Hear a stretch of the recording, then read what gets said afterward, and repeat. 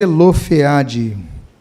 Eu convido a que você abra a sua Bíblia no livro de Números, capítulo de número 27. Números 27. Essa é uma noite muito especial, quando estarão sendo levantados ao diaconato dezenas de irmãos e irmãs, levantados ao diaconato com o propósito de servirem a Deus através do serviço ao seu próximo.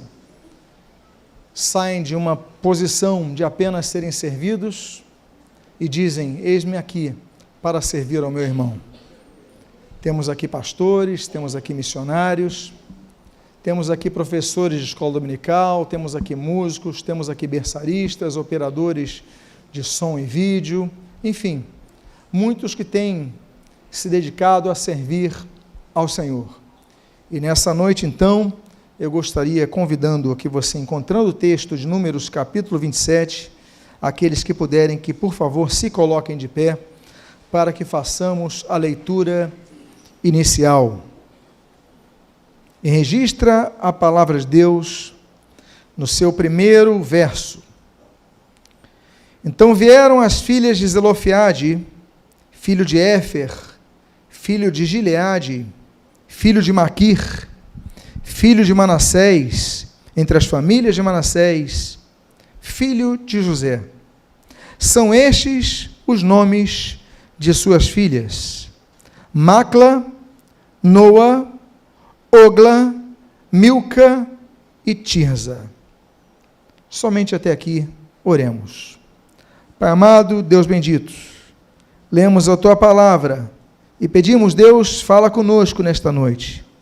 Opera nossos corações, de maneira especial aqueles que têm servido a Tua seara, aqueles que têm proposto em seus corações servirem a Ti e aos irmãos.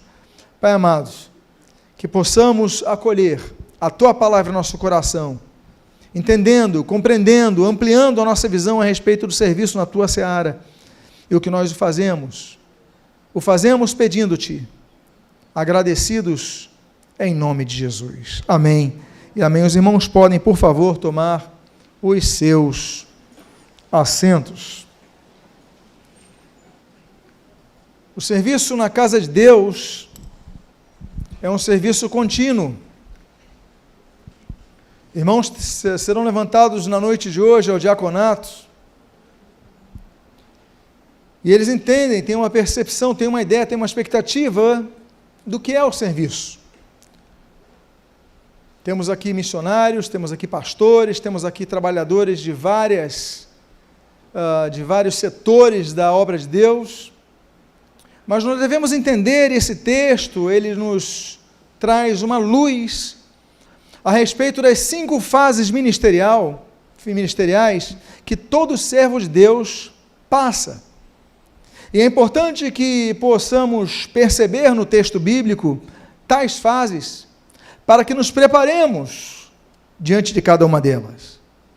Eu gostaria então de começar falando da primeira fase, e o texto bíblico desse versículo 1 de Números 27, ele traz a relação das filhas de Zelofeade, e uma delas se chama Milca. Você pode ler no texto, são esses os nomes das filhas Macla, Noa, Ogla, Milca. Eu coloquei o texto em hebraico, Milca, para que você entenda que esse nome tem um significado, e o significado de seu nome é rainha. Zelofeade, quando tem então a sua 4ª filha, ele vai falar, o nome dela vai ser rainha, ela vai reinar, ela vai ter uma autoridade. Eu espero que ela tenha uma postura de rainha nessa terra, não sei, especulo que tenha sido esse o objetivo de colocar o nome de rainha na sua filha. A Bíblia fala de algumas rainhas, a Bíblia menciona rainhas na Bíblia, algumas boas, outras más rainhas, mas o fato é que a Bíblia menciona algumas, por aí nós aprendemos sempre com elas. Em 1 Samuel capítulo 18, nós aprendemos sobre a rainha Mical, filha de Saul, que ela é condenada à esterilidade porque zombou de Davi louvando a Deus quando a arca estava chegando à terra de Jerusalém. Davi estava feliz, Davi estava dançando, e ela reprova ele. A rainha Mical nos aponta aquelas pessoas que perdem a bênção por ficarem julgando negativamente aqueles que adoram a Deus de coração. Ela se torna estéril por sua inflexibilidade, por seu pré-julgamento diante daqueles que adoram a Deus com alegria, com amor. Nós temos, por exemplo, se em 1 Samuel nós temos no capítulo 18 a rainha Mical, em 1 Reis, capítulo 22, nós temos uma rainha muito conhecida, Jezabel, a esposa de Acabe. É uma rainha que, além de idólatra, ela é ímpia. Nem todo idólatra é ímpio. Há muitos idólatras que são pessoas boas, que fazem o bem, não agem com impiedade. Muito pelo contrário, há idólatras que agem com misericórdia. Mas Jezabel, além de idólatra, é ímpia.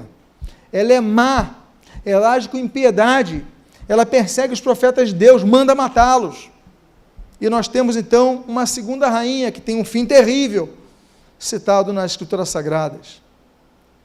Nós temos uma terceira rainha citada na Bíblia, e agora em 2 Crônicas 22, que é a rainha Atália, a rainha assassina. Nós temos outra rainha que a Bíblia cita em Esther capítulo 2, que é a rainha Vasti, a rainha que é desprezada.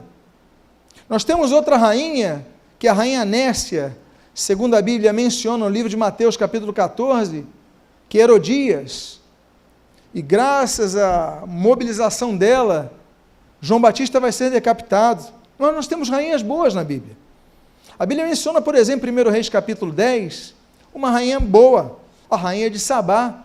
Ela vai buscar o conhecimento diante de Salomão, ela vai buscar a sabedoria diante de Salomão, ela vai buscar a verdade diante de Salomão, uma rainha boa. Nós temos outra rainha boa, em Esther capítulo 2, a rainha que dá o nome ao livro, é uma heroína de Israel, uma mulher corajosa, Esther. Ela vai diante do rei e livra o seu povo, ela arrisca a sua vida e graças a isso o povo de Israel é salvo. Mas o fato é, e aqui mencionamos algumas rainhas, é que o nome Milca mostra a primeira fase do serviço ministerial, que é o serviço de rainha. É o serviço de ficarmos felizes com reconhecimento. Olha, hoje eu sou um diácono, fui reconhecido no diaconato, hoje eu sou um pastor, hoje eu dirijo uma igreja, hoje eu começo a cantar no louvor, eu começo a servir, enfim, em todos os setores da vida ministerial. A primeira fase é a fase rainha. É quando você é reconhecido, quando lhe delegam confiança para uma tarefa, confiança sobre outras vidas, quando lhe entregam a chave de um departamento, aí você fica feliz. Fase de expectativas, fase de alegria, fase de coroamento. Mas essa é uma das fases no serviço ministerial. Porque a vida ministerial não é apenas esse momento. Porque o reconhecimento é um dia, é um mês, é um ano, é uma fase, mas a vida prossegue. E as filhas de Zelofiade nos apontam as várias fases que nós passamos. E a segunda fase não é mais a fase da rainha, porque o tempo passa, as dificuldades chegam. E a Bíblia então diz, nesse versículo número 1, que as filhas de Zelofiade são Macla, Noa, Ogla, Milca e Tirza. Tirza em hebraico significa favorável, favorecida. Zelofiade, quando tem a sua filha caçula, ele falou, vou botar o nome dela de favorecida. Alguém que vai receber o favor de outra pessoa. Há momentos na vida ministerial que nós começamos com ímpeto. Não, eu vou pregar, eu vou mudar isso daqui no ministério, eu vou fazer isso, vou fazer mudanças, e você começa a realizar tudo. Mas você começa a ver que nem sempre aqueles teus projetos vão para frente. Você começa a servir no diaconato, começa a ver as dificuldades para cumprir uma escala, você deu seu nome, não cumpriu, na primeira, na segunda, daqui a pouco você vai desleixando, você vê que não é fácil. Aí você fala, Deus, eu estou com dívidas, eu estou com dificuldades, eu estou com muito trabalho, mas eu tenho que servir na escala. Aí você começa, Deus, age em teu favor, usa o teu favor sobre a minha vida para que eu exerça o ministério. Quantas vezes você vai no púlpito sem condições? Vamos evangelizar, você está vivendo uma crise, você está indo lá e você pede, Deus, derrama o teu favor, seja favorável a mim. A segunda fase, depois da fase rainha, da fase coroamento, da fase do reconhecimento, da fase da honra, vem a fase que você diz, olha, realmente eu preciso de ser Tirza. Eu preciso receber favor de alguém, porque nas minhas forças eu não consigo. Eu preciso, Deus, derrama o seu favor sobre a minha vida. Aí você prega, as pessoas não se convertem. Você lidera uma igreja, as pessoas não chegam, não vêm, você evangeliza. Você evangeliza lá na sexta, no sábado, o dia inteiro, aparece uma pessoa, às vezes não aparece ninguém. Você prega, e a igreja não cresce. Você prepara a sua aula de escola dominical e ninguém aparece na sua aula de escola dominical. Você lidera a juventude e o pessoal às vezes vai, às vezes não vai. Aí você começa a cair na realidade de que na vida ministerial nós dependemos não apenas de nossa força, mas dependemos do favor de Deus em nossas vidas. Porque se nós tramitarmos apenas no rainha, se nós tramitarmos apenas na fase Milca, se nós tramitarmos apenas, olha, eu fui reconhecido, agora tudo vai vir para mim, não é assim. O teu título não vai te levar ao sucesso, muitas vezes vai te levar ao fracasso, vai te levar à angústia, vai te levar ao sentimento depressivo, porque você não vai ver resultados, os resultados vão demorar, e as coisas não acontecem. Então é o momento de você entender, o segundo momento da sua vida ministerial, é o momento que nós caímos na real, se me permite um termo bem popular, e nós dizemos, Deus, Tirza, seja favorável para comigo, porque o favor de Deus é algo que nós precisamos. Em 1 Samuel, capítulo número 2, a Bíblia diz que Samuel crescia em estatura e no favor de Deus e dos homens. É algo raro de acontecer na Bíblia, é algo inédito de acontecer na Bíblia, de a Bíblia dizer que a pessoa crescia no favor de Deus e dos homens, porque é difícil isso. Mas Samuel crescia, Deus favorecendo a ele e o povo favorecendo a ele. Todos gostavam de Samuel, todos ajudavam Samuel. E eu quero dizer uma coisa para vocês, como diz o Salmo de número 20, o favor de Deus é infinito, é para sempre. Deus está sempre disposto a derramar o seu favor sobre a tua vida. É por isso que nós, quando servimos a Deus, temos que dizer, Deus, derrama o teu favor sobre a minha vida, me ajuda, porque nas minhas forças eu sou muito limitado, mas contigo eu vou conseguir, eu vou alcançar, eu vou cumprir a minha missão. Me ajuda a ser favorecido a mim, favorece-me. A Bíblia diz, em Provérbios capítulo número 8, que aquele que alcança a sabedoria, alcança o favor de Deus. Então que você possa orar, Deus, dá-me um coração sábio. A Bíblia diz 3 capítulos depois, Provérbios capítulo número 11, a Bíblia diz que aquele que procura o bem, alcança o favor de Deus. Então coloca na sua cabeça, Deus favorece aquele que procura o bem, procura fazer o bem às pessoas. Não seja burocrático, não tem pessoas, às vezes a gente vai em alguns locais, pessoas de mau favor, podendo ajudar, não seja assim não, procura ajudar todo mundo, procura ser uma pessoa abençoadora, porque Deus derrama o seu favor sobre a sua vida. Eu falei Provérbios 8, da sabedoria, eu falei Provérbios 11, do bem, eu vou citar Provérbios 13, porque a Bíblia diz que aquele que age com boa inteligência alcança o favor de Deus. Interessante notar que a inteligência tem um qualificativo, é a boa inteligência, porque tem pessoas que usam inteligência para o mal, egoisticamente, mas não, usa a tua inteligência para abençoar vidas, aí você encontra e alcança o favor de Deus. Encontrar o favor de Deus é uma grande bênção, meus amados, mas ela deve ser buscada. Malaquias capítulo número 1, A Bíblia diz que nós devemos buscar essa graça de Deus, devemos buscar o favor de Deus. E como nós buscamos? Buscamos, em primeiro lugar, orando com fé. Deus, eu vou fazer um negócio, derrama o teu favor sobre a minha vida, abre as portas. Eu vou procurar um emprego, abre as portas. Eu vou empreender algo, abre as portas. Eu vou fazer uma reunião, dá sabedoria do alto, eu preciso de ti.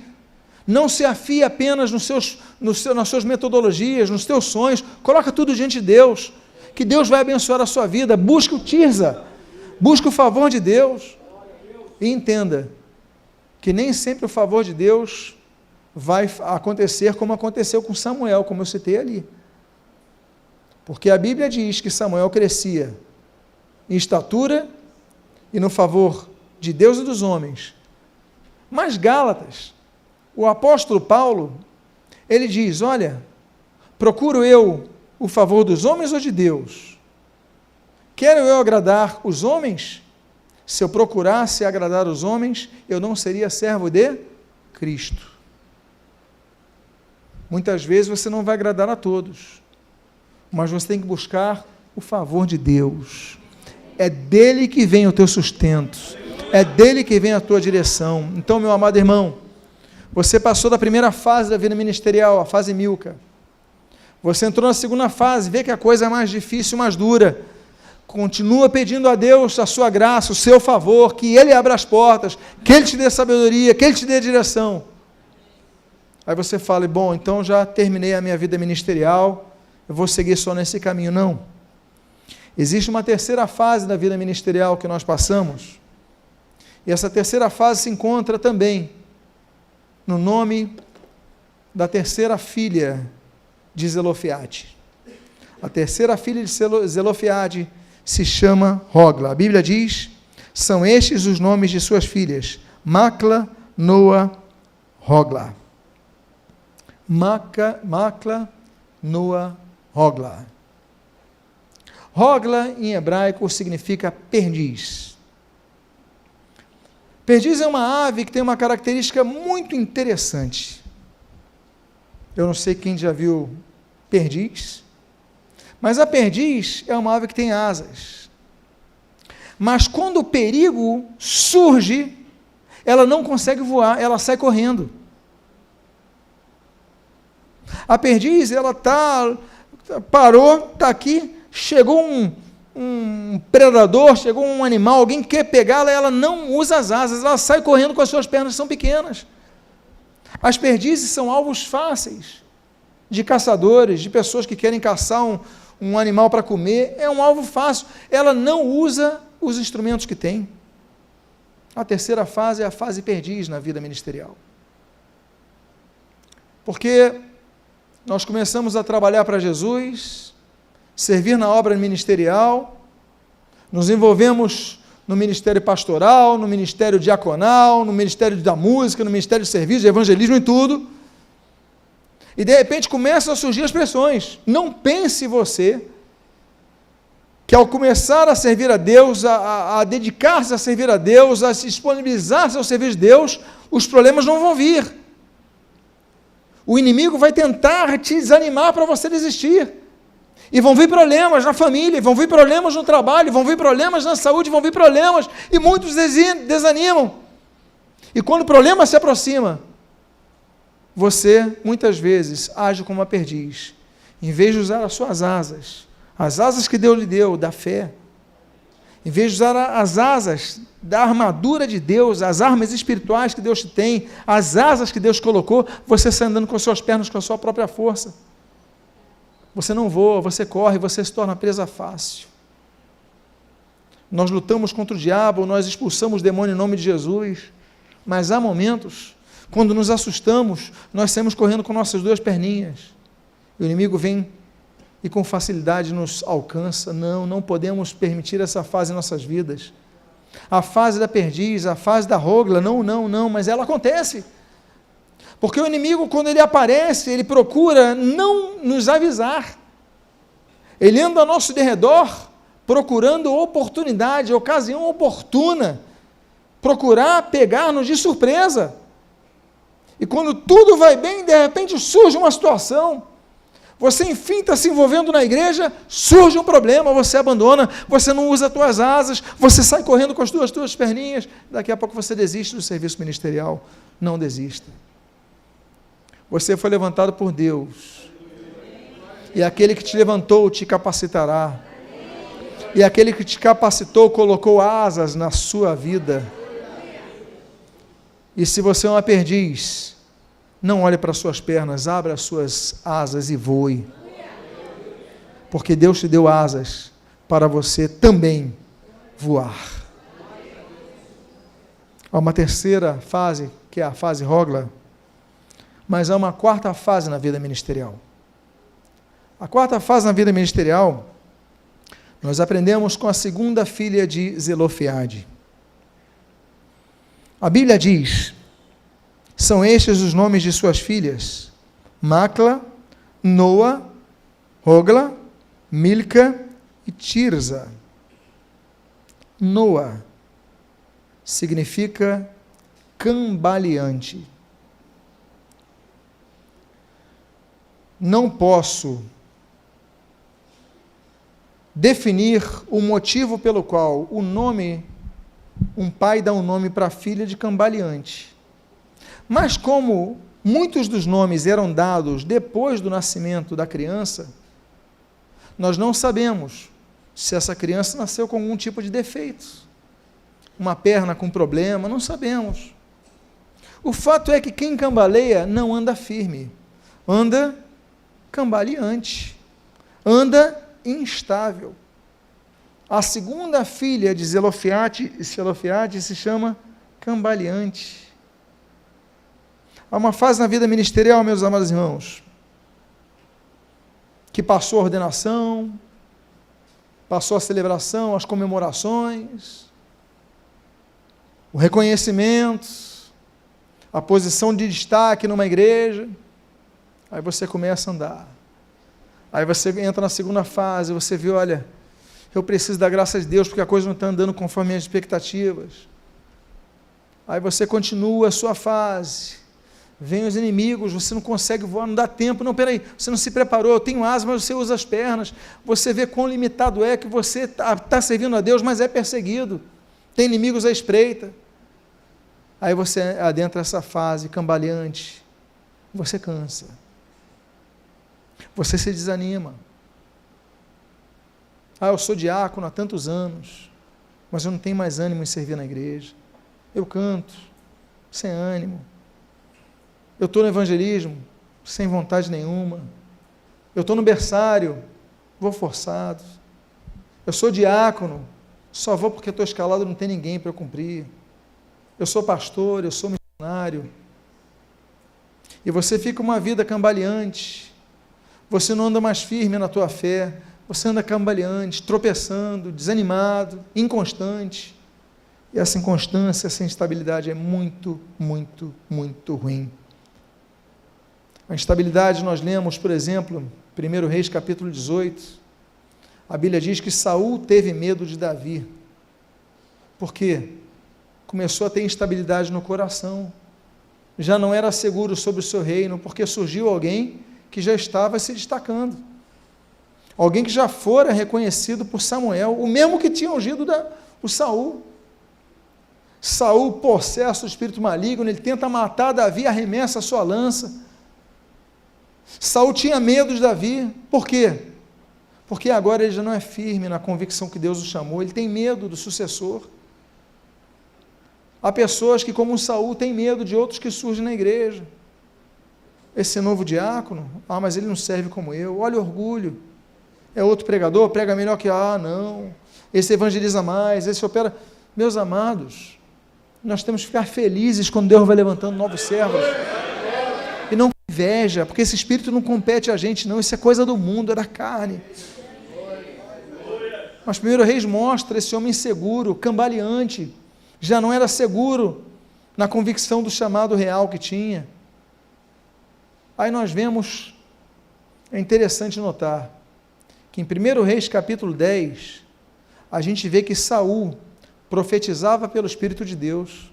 Saul foi profeta de Deus, usado pelo Espírito Santo, capítulo 10. Capítulo 28, ele está consultando uma médium em Endor. O homem que é usado por Deus para profetizar, com 18 capítulos depois, ele está sendo consultando o diabo para saber o que fazer na sua vida. Cambaleante na sua fé. Há pessoas que são firmes, mas daqui a pouco estão cambaleantes, consultando pitonisas. Quantos que serviram a Deus, hoje estão afastados, lutando contra o Evangelho, fazendo chacota da igreja. Eles trabalham mais contra a igreja que os feiticeiros que estão aí. Muitas vezes ex-crentes, desviados, procuram desviar o máximo de pessoas porque foram fracassados na fé e não aceitam que outros sejam felizes e prósperos na sua vida espiritual, não aceitam. É um espírito luciferiano, é um espírito satânico, diabólico, maligno. Aí nós vemos isso em Saul. Por quê? Porque andam inconstantes. Aí você vai servir na igreja, não pede mais a bênção de Deus, você desanimou, você começa a criticar os outros, você começa a trabalhar amargurado, começa a criticar o companheiro do lado. Aí o tecladista não fala mais com o guitarrista, que não fala mais com o baterista, que não fala mais com o baixista, que não fala mais com o cantor, e que não fala mais com o operador de som, e o líder de jovem não fala mais... Meus irmãos, Noa, as pessoas cambaleantes, elas não estão firmes, e o cambaleante, quando ele cai, ele procura segurar e derruba o outro. Essa é a fase Noa. Muitos dos que foram levantados para servir a Deus, terminaram suas vidas nessa fase. Há uma outra parte, mas instabilidade, o medo, a instabilidade do medo. Mateus 26, Pedro nega Jesus, estava com ele, andou com ele, nega, ficou instável, por causa do medo. Você é Galileu, olha o teu sotaque, eu não conheço esse Jesus, nega o Senhor Jesus. Eu fico vendo o momento de Jesus olhando para Pedro, cai a ficha em Pedro, eu traí meu Senhor. O homem como Pedro, uma coluna na igreja, e ele cai. João capítulo 14, Jesus o chama, ele vai pesar nas águas e o homem sucumbe ao mar, e depois Jesus o resgata. Por quê? Instabilidade na fé. A fase dos desafios de fé acontecem quando nós estamos envolvidos com a obra. Pedro estava envolvido com a obra de Deus. Pedro evangelizava, Pedro batizava, Pedro curava, Pedro pregava, mas Pedro naufragou. Na água do Mar da Galileia, nas águas do Mar da Galileia, e naquele pátio, diante do Senhor Jesus, jocosamente coroado com espinhos na sua cabeça.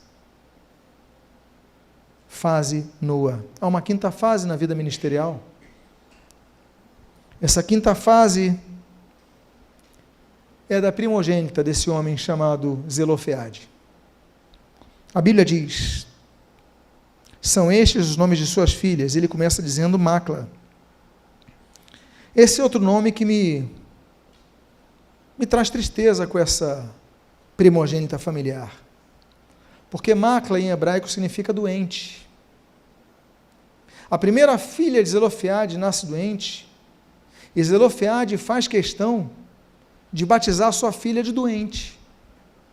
Não sabemos o que tipo de doença, qual a configuração de enfermidade que essa menina, essa mulher tinha. Nós sabemos que ela, depois, na vida adulta, ela vai lutar pelos seus direitos, sim, mas nasceu doente, e o pai coloca o nome de filha de doente. Você colocaria o nome de sua filha de doente? Eu não, nunca, mas ele expõe a sua filha, Macla, doente. Chega uma fase na vida ministerial que muitos estão doentes. Meus amados irmãos, nós temos tido notícias, todos nós, de uma quantidade de suicídio que tem afetado pastores no mundo inteiro, que nunca antes nós ouviramos falar. Há 5 anos atrás, há 10 anos atrás, você não ouvia falar em suicídio pastoral. Hoje em dia, todo mês tem uma notícia. Tem 2 coisas que a gente nunca ouvia falar de pastores: suicídio e divórcio. Essa praga do divórcio surge há 15 anos atrás, começa a surgir, como é que pode um pastor divorciar? Aí casa com outra, aí troca a esposa por outra, e a igreja acha tudo normal. Essa praga, 15, 20 anos no máximo, não tinha isso antes. A igreja não aceitava, hoje aceita, aplaude, acha bonito. E é verdade. Infelizmente é verdade. E agora, de poucos anos para aqui, agora tem suicídio de pastores. E quando eu falo pastores, eu só coloco o foco de uma liderança na igreja que está num ponto mais observável. Porque há suicídio de membros, há suicídio de diáconos, há suicídio de professores de escola dominical. Pessoas que não têm mais esperança. Por quê? Porque são pessoas doentes. São ministros doentes. São macla. No dia da ordenação estão felizes. São rainhas.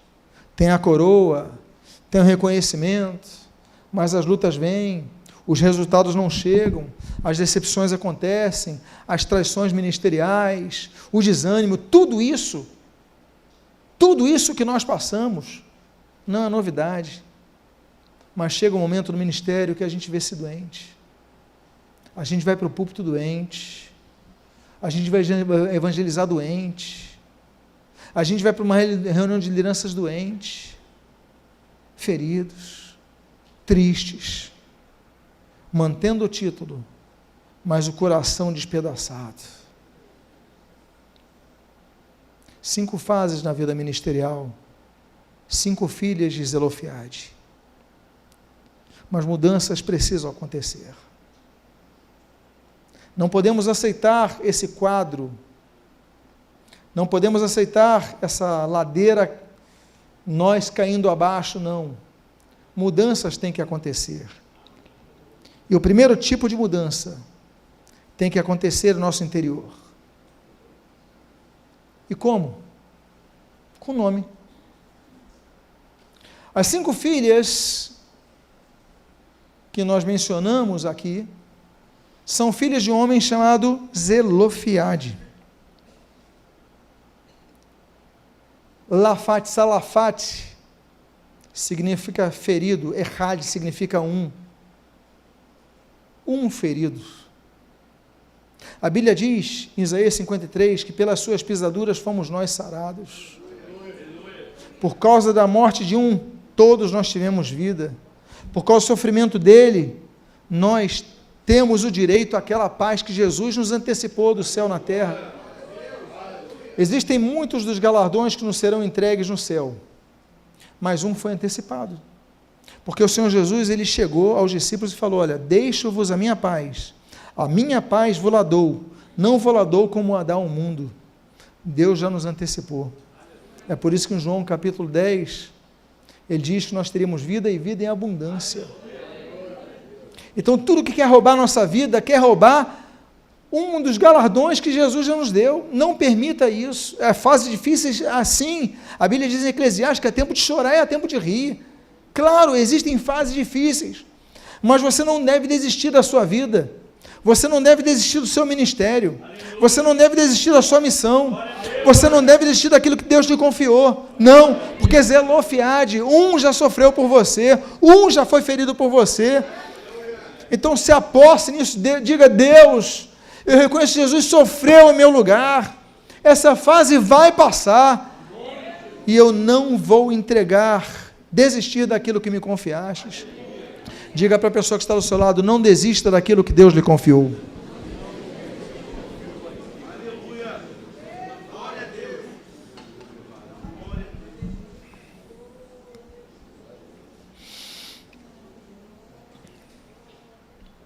A segunda mudança que deve acontecer no nosso interior. O texto diz, então vieram as filhas de Zelofiade, filho de Éfer. Zelofiade é filho de Éfer. Por que eu coloquei no hebraico Éfer aí? Porque Éfer significa poço, poço de água. Ainda que você esteja no meio do deserto, Deus vai lhe suprir com um poço de água na sua frente. Como não nos lembrarmos Gênesis capítulo 21, quando Agar está ali com o Ismael cansado, tendo sido de maneira covarde expulsa por Abraão, lançado ao deserto, um odre d'água que acaba rápido. Essa mulher está ali, se afasta do seu Ismael, a mãe não quer ver o filho morrer, ela se afasta. Ela não tem nem palavras, ela não tem nem forças, mas o Senhor lhe indica um poço de água. Olha, levanta a tua cabeça, dá uma olhadinha ali, tem um poço de água para você e para o teu filho, e eles são renovados. Quando você estiver no deserto, lembra-te dos poços. Nós falamos Gênesis 21 e Gênesis 26, na terra de Gerar, Isaac cava poço de Ezeque, vão lá e jogam pedra, areia, entulham os poços. Ele não tem problema não. Segundo poço, Reobote, vai lá e vão lá de novo. Não tem problema, vou cavar o terceiro poço, Seba, ele cava, coloca um coisa, não importa. O que Isaac nos mostra é que cavando nós encontramos água. E mesmo que os inimigos não queiram que nós a bebamos, se fecha a porta aqui, vamos lutar para abrir outra porta ali, vão cavar outro poço, porque Deus é contigo. Desertos têm areia, mas para o servo de Deus sempre haverá um poço de água. Moisés, Êxodo capítulo 2, a Bíblia diz que quando Moisés foge da fúria de Faraó, por ter matado um capataz egípcio, a Bíblia diz que ele descansa, ele para onde? Quando encontra um poço em Midian. Há muitos que estão fugindo. Quando você começa a fugir, você tem ânimo para fugir, você tem força para fugir, mas no deserto vai cansando, vai cansando, vai cansando. E a Bíblia diz, Êxodo 2, que ele para junto àquele poço. Ele para no poço por quê? Porque aquele que foge, ele precisa de forças para continuar o seu caminho. Deus ainda tinha um propósito para ele, não era momento de Moisés morrer, porque Deus ainda tinha um chamado, uma obra muito grande para fazer na vida dele. E o caso de Neustã, Números capítulo 21, estamos falando do 27, número 21, vem aquela praga das serpentes no deserto, e aí Deus dá o antídoto para que olhassem para Neustã, aquela serpente de bronze. Eles olham e Deus manda irem para o poço. Olha, vocês foram curados, agora vão para o poço, poço de água, poço de Beer. E ali, aqueles que foram atingidos com o juízo de Deus, eles passam a ter não apenas a cura, mas a renovação de suas forças para continuar a caminhada. Ah, mas eu sou uma pessoa amaldiçoada, eu sou uma pessoa malquista, eu pequei contra Deus. Não há nada mais forte do que o amor de Deus na tua vida e a graça que Deus lhe dá diante do seu coração arrependido. Nada. O amor de Deus é mais forte que tudo. O coração arrependido, Deus não despreza o coração quebrantado. Aí você vai e os poços de água estão diante de você. Há um outro poço que nos lembramos ali em 2 Samuel 23. Davi está fugindo de Saul. Ele fala que saudade daquele poço d'água. Os valentes dele vão lá buscar água para Davi. O que Davi fez? Estava com sede, estava cansado, estava fugindo, mas ele começou a se lembrar do poço de água. Os seus homens, seus valentes foram buscar água. Aí nos lembramos de Lamentações 3, quero trazer à memória aquilo que me traz esperança. Se o deserto está causticante, lembre-se que há esperança para a tua vida.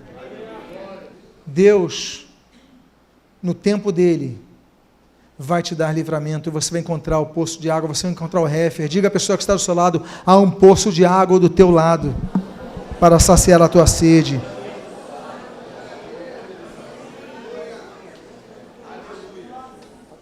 Davi tinha saudade do poço de Belém, não podia ir até Belém, porque ali havia guarda, era a terra dele, mas os homens dele buscaram água de Belém para levar para ele.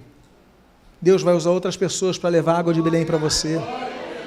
Você às vezes não tem força de ir até Belém, mas Deus vai tocar no coração de pessoas. Olha aqui a água que o Senhor gosta, que você gosta. Abra os teus olhos, porque tem pessoas ao seu lado que Deus vai usar para te abençoar. O texto continua dizendo: entre as famílias de Manassés. Você se lembra que Manassés tem 2 filhos? Perdão, José tem 2 filhos, Manassés e Efraim. Muito bem. Manassés, você lembra da história de José?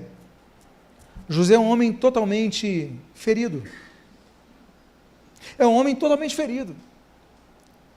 Porque o seu pai o amava, o seu pai cuidava com carinho e, infelizmente, até com uma predileção tão visível aos outros que os irmãos ficaram com inveja dele. Até o dia que os irmãos decidem matá-lo. Nosso pai ama mais o caçulinha, o José, vão matar o José. E o José, para piorar, tem 2 visões de Deus. Ele fala: olha, não, porque eu estava vendo e aquele feixe, os outros se prostravam diante dele. Aí, poxa, que cara convencido, vão matar ele. Se não é pela intervenção de Rúben, os irmãos tinham matado José. Aí Rúben fala: não vão matar ele não, vamos fazer o seguinte, espera aí, vamos ganhar um dinheiro com ele. A gente vende para os mercadores que estão aí, vende como escravo, a gente pega o dinheiro e pega a roupa dele, mancha com sangue e diz para o nosso pai que um animal matou ele. E pronto, foi a forma que Rúben teve para salvar o seu irmão. Imagina, ele é vendido por escravo, vendo que seus irmãos queriam matá-lo, coração em frangalhos. Vira escravo, aí vai trabalhar certinho na casa de Potifar, acontece aquele contexto com a mulher de Potifar, o homem, para ser fiel a Deus e ao seu patrão, é acusado injustamente, segunda decepção, por não fazer nada de errado, novamente preso.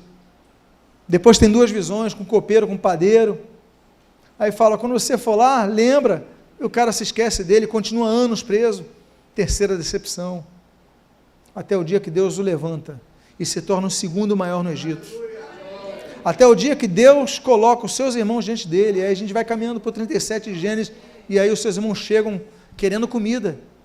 José reconhece seus irmãos, os irmãos não reconhecem José, porque ele era pequeno, cresceu, estava todo enfeitado como um governador do Egito, não reconheceram seu irmão, mas José reconheceu, ele chora amargamente, agora tem um filho mais caçula que nasceu, Benjamim, ele olha, coração quebrantado. Aí quando ele faz as pazes com seus irmãos, vê o seu pai, está tudo certo, ele tem 2 filhos, e o primeiro filho ele coloca Manassés, que é esse daí, Manassés, que significa Deus me levou a esquecer.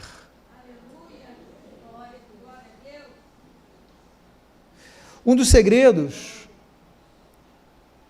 para que você consiga viver é aprender a esquecer coisas ruins que ficam no passado. Há pessoas que não se perdoam.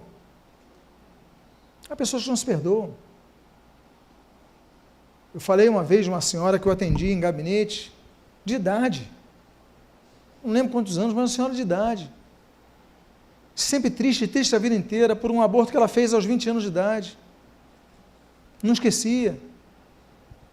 Como ela vai viver triste a vida inteira? Olha, você pediu perdão a Deus, esquece isso, viva a sua vida. Há pessoas que quando passam por um divórcio, não sorriem mais, não se divertem mais, porque estão acorrentadas a um sujeito que não as merece. Esquece ele, te merece não, segue a sua vida para frente, aprenda a esquecer, siga o teu caminho. O apóstolo Paulo, ele dá o segredo: esquecendo-me das coisas que para trás ficam,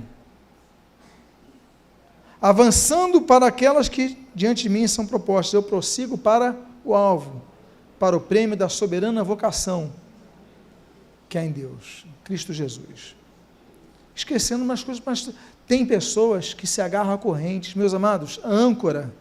Há momentos que você precisa ficar ancorado, mas há momentos que o barco precisa zarpar. Tem que levantar a âncora, senão não vai zarpar. Entre as famílias de Manassés, uma é doente, uma é cambaleante, esqueça isso. Você tem Jesus, você tem tudo o que precisa. Eu tive tristeza na minha vida, mas você tem alegrias para alcançar. Diga para a pessoa que está do seu lado: você tem alegrias para alcançar na sua vida ministerial. Comece a ver essas alegrias, que elas estão aí. Você não morreu, meu irmão, minha irmã. Não morreu. Manassés me fez esquecer. E aí? Não fica gastando seu tempo e energia com quem não merece. Olha para frente. E se eu falei que a mudança tem que começar acontecendo no nosso interior, ela agora tem que começar acontecendo em nossas ações. Eu vou para o penúltimo texto desta noite, de Números 27, eu vou ler do versículo 2 ao 4, que diz: Apresentaram-se as 5 filhas de Zelofeade diante de Moisés e diante de Eleazar, o sacerdote, e diante dos príncipes, e diante de todo o povo, à porta da tenda da congregação, dizendo: Nosso pai morreu no deserto, e não estava entre os que se ajuntaram contra o Senhor no grupo de Corá, mas morreu no seu próprio pecado, e não teve filhos homens. Por que se tiraria o nome de nosso pai do meio da sua família, porquanto não teve filhos? Eu coloquei em amarelo aqui. Dá-nos possessão entre os irmãos de nosso pai. Dá-nos possessão entre os irmãos de nosso pai. Naquela época, o direito privilegiava apenas os homens. Ainda hoje existe isso em algumas monarquias. Existem algumas monarquias que se o filho do rei, se ele tiver a esposa engravidar, a rainha engravidar, e for uma filha, ela não entra na linha sucessória, só se for homem. Machismo. Entendemos isso? Naquela época, era pior. Porque a pessoa podia ser milionária, ele podia ter 5 filhas.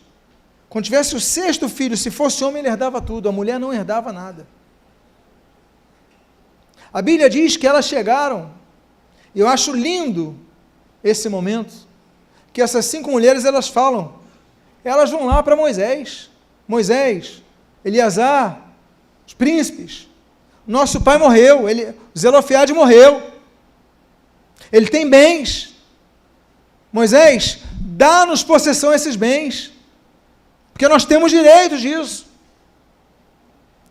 Essas 5 mulheres, elas nos ensinam a não desistirmos daquilo que é nosso direito. Essas 5 mulheres nos ensinam que nós não podemos nos submeter a questões que são meramente humanas e erradas. Elas falam: Moisés, isso é um erro, dá-nos possessão, porque essa terra era do nosso pai, e não é porque nós somos mulheres que não merecemos, não, nós merecemos. O cristão tem que aprender que é nosso direito mudar as injustiças da sociedade, mudar o que tenta impor sobre nós. Se é seu direito a vida eterna, então busque isso. Se é seu direito, tudo que Deus te deu por direito, você tem que lutar, dá-nos possessão. E elas lutaram pela justiça, ainda que o direito não lhes assegurasse isso. E eu vou para os versículos finais. A Bíblia diz do versículo 5 ao 7 o seguinte: E Moisés levou a causa perante o Senhor. E disse o Senhor a Moisés: As filhas de Zelofeade falam que é justo. Certamente lhes darás possessão de herança entre os irmãos de seu pai, e farás passar a elas a herança de seu pai. Nós aprendemos com as filhas de Zelofeade que quando nós lutamos e pedimos a intervenção de Deus, Deus toca nos corações mais duros. Moisés: não, mas é um direito, esse direito é antigo, é direito do meu povo. Ela: não, Moisés, busca o Senhor que Ele vai te dizer. Moisés, então, ele vai, busca o Senhor, Deus fala: certamente lhe darás possessão da herança, é delas. Uma se chama doente, mas nessa aula brigou e conseguiu a sua vitória. Uma se chama cambaleante, mas ela ultrapassou a maldição que estava no seu nome, maldito o nome que lhe deram, e foi firme nos seus propósitos. Não importa o teu passado, não importa o que disseram de você, lute pelo que é seu, lute pelas suas bênçãos, lute, não desanime, diga para a pessoa que está ao seu lado: lute pela sua bênção, lute, não desista, porque Deus é contigo. Eu convido a você a ficar de pé nesse momento. Eu convido a você a se colocar de pé e aplaudir ao Senhor. E agora eu te convido a você fechar os seus olhos. Eu quero fazer oração por sua vida. A primeira oração que eu quero fazer é para aqueles que vão servir ao Senhor, querem servir ao Senhor, têm servido ao Senhor. Você que passou por essas 5 fases está desanimado, desanimada. Você que diz: Deus, eu estou sem força. Eu tenho servido na tua casa com dificuldade.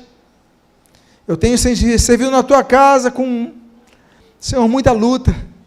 Mas Deus, eu não vou tirar a mão do arado.